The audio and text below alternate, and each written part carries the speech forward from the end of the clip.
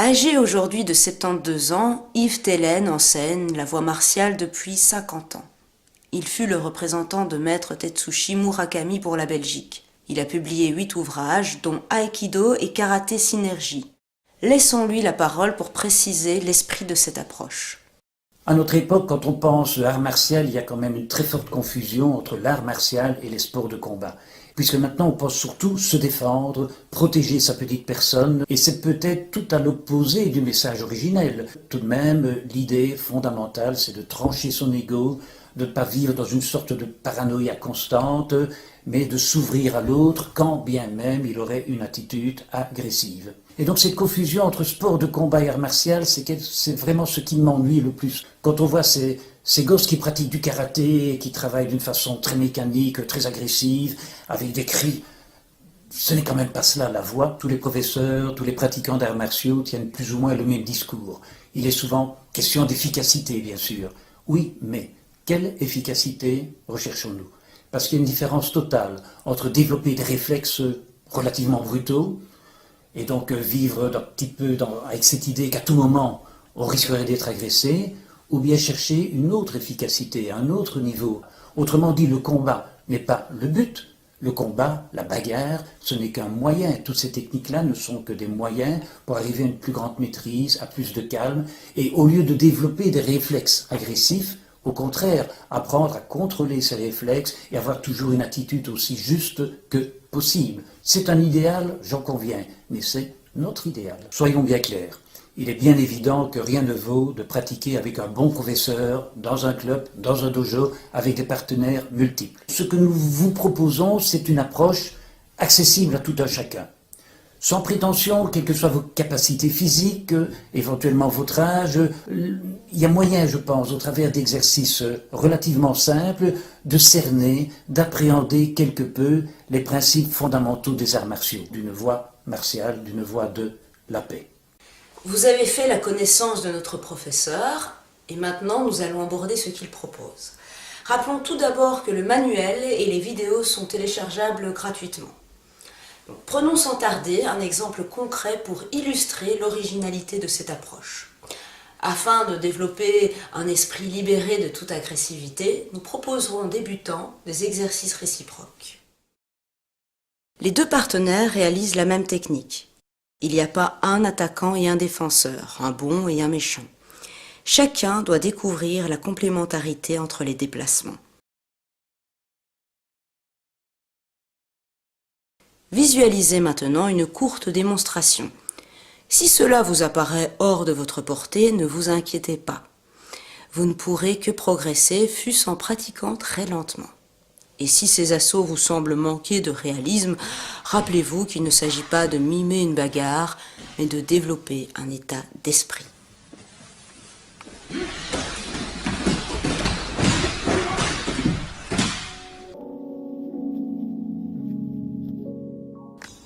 Bonjour, voici donc notre première séquence. Nous allons directement entrer dans le vif du sujet.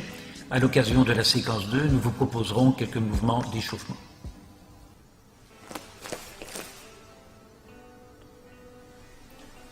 Reprenons donc avec les premiers exercices qui a illustré notre introduction, un exercice réciproque, se couper tous les deux la tête, les doigts sont bien tendus, les paumes ouvertes, nous frappons tous les deux à droite et alternativement à gauche. Alors très vite on est tenté de prendre un rythme et le travail devient très mécanique. L'idée est de se pressentir l'un l'autre, parfois le travail sera très lent, parfois ce sera plus rapide, mais essayez de ne pas systématiquement prendre l'initiative, ni non plus subir le partenaire. L'idée est de fusionner et d'être ensemble.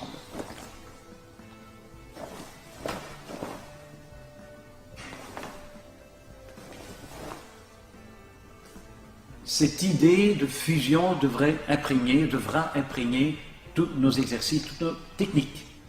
Le même exercice est reproduit au départ d'une attitude de combat, largement fendue, le corps en avant, et on expose la main. On reprend sa distance, et on enchaîne de l'autre.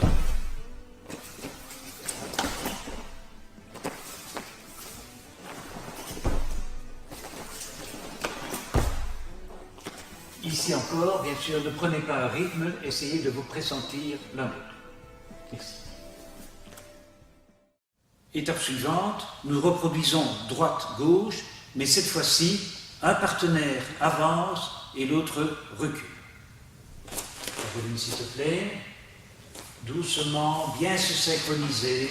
On se redresse, les pieds sont un peu écartés.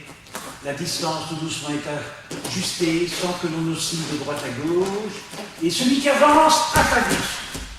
D'un côté et de l'autre. Le mouvement peut être déclenché aussi bien par celui qui recule que par celui qui avance. Nul n'a le monopole de l'initiative. Je te remercie. Que l'on tire avec un arc ou avec un pistolet, c'est tout ce qui précède l'action qui est essentiel. Et ici, en plus, c'est un travail important de la distance. Donc, c'est ça qui... C'est assez fastidieux, mais c'est vraiment là-dessus qu'il faut se focaliser. Donc, dès qu'on s'est salué, le combat commence, et nous sommes bien ensemble ici. Oui, elle grignote un peu la distance, et moi j'essaie de la maintenir. Et à tout moment, l'un ou l'autre peut provoquer le mouvement.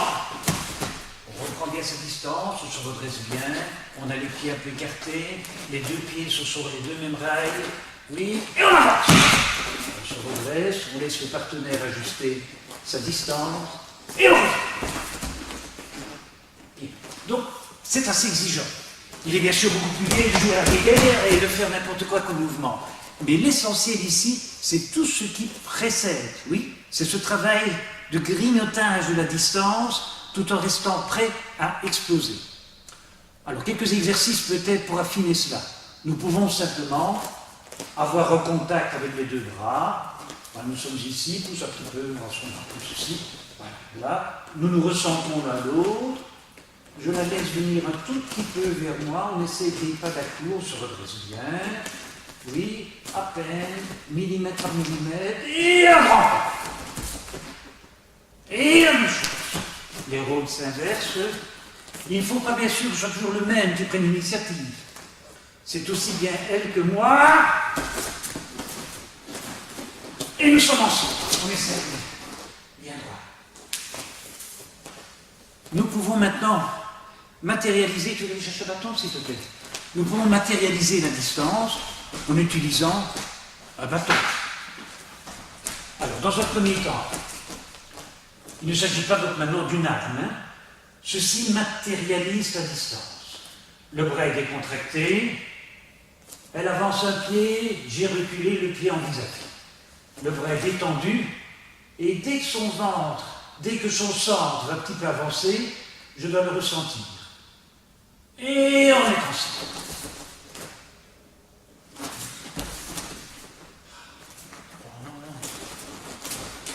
Donc évitez d'aller d'avant en arrière, gardez toujours le poids du corps au maximum vers l'avant, le genou avant bien fléchi, les orteils arrière en poussée. Plus difficile, de ventre à ventre, de centre à centre, le partenaire exerce une poussée, on grignote la distance tout doucement, on se redresse, et c'est le ventre qui pousse et permet au partenaire loin, un peu plus, encore. Oh, oui. Très bien. On inverse le mouvement. Attention. Oui. Et on revient. C'est difficile. C'est fastidieux, je vous l'accorde. Mais ça, pour nous, c'est un travail tout à fait essentiel, tout à fait fondamental. Merci. Je ne saurais trop insister sur l'importance de ce travail. Mais imaginez des sprinteurs. S'il y en a un qui rebondit sur place ou qui regarde en l'air, alors que le départ va être donné, automatiquement la course est perdue. Or là, il s'agit de parcourir 100 mètres. Ici, en combat, nous avons une distance à peine d'1,50 m, maximum 2 mètres. Donc, chaque millimètre est important. Et ce qui fait l'efficacité de la technique, c'est une économie de mouvement. Éliminer tout ce qui est geste inutile et rester présent. C'est ça notre travail. Une présence d'esprit. Alternons études dynamiques avec pratique plus technique. Comment sortir d'une simple saisie du poignet, solidariser le coude et la hanche, pivoter, entrer dans la saisie pour mieux en sortir. Voyons tout d'abord comment sortir, comment échapper soi-même d'une saisie du poignet. Bien ouvrir la paume, tendre les doigts et pivoter pour se dégager. L'exercice sera reproduit d'un côté, puis de l'autre.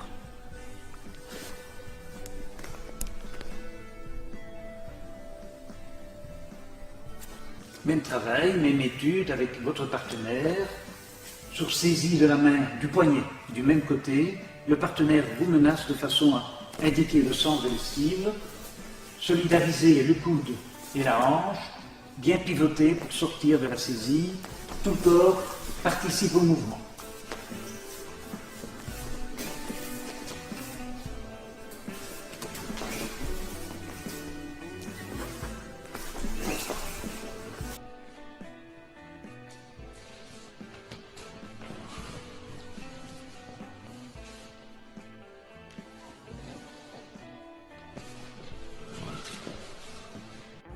Pour terminer notre première séquence, un exercice plus ludique, entrer dans le cercle. Alors, une attaque, ce sera plus visible, ce sera plus visuel avec un bâton. Le partenaire attaque gentiment, il exagère même son mouvement de façon à être plus lisible, l'idée de rentrer dans le cercle. Oui, on a plutôt tendance à se protéger, éventuellement essayer de passer sous la coupe, ou alors on a tendance à se s'ouvrir et on reste dans le cercle de l'attaque. L'idée est de prendre le centre, d'entrer dans l'œil du cyclone. Le partenaire va enchaîner quelques frappes, de grands mouvements.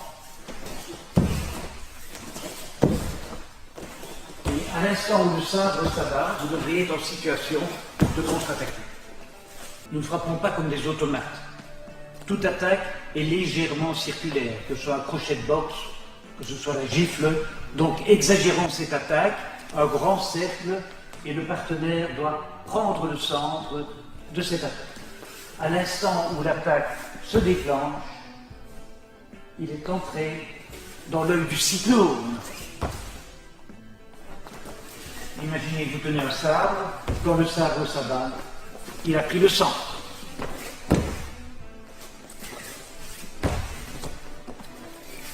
Toutes nos attaques doivent traverser le partenaire ne recule pas, il entre et prend le centre du mouvement.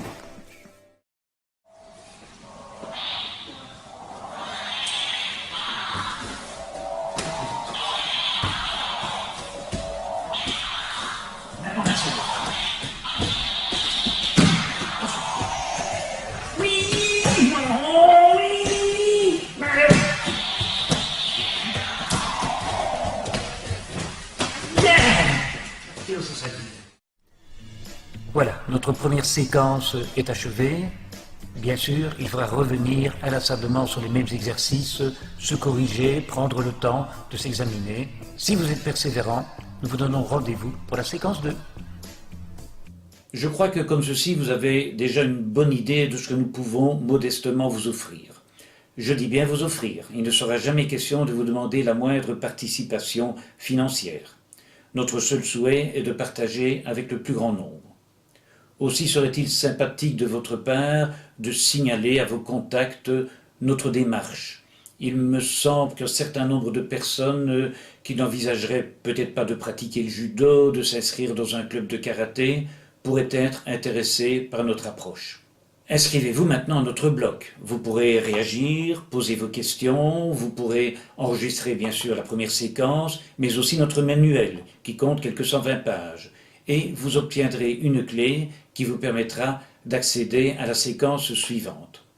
J'ai personnellement la conviction que notre monde court à ses asymptotes. Je crains qu'il y ait de plus en plus de tensions, que ce soit au niveau des États ou au niveau individuel. Il revient à chacun de vouloir évoluer tout de même vers davantage d'esprit de paix et d'ouverture.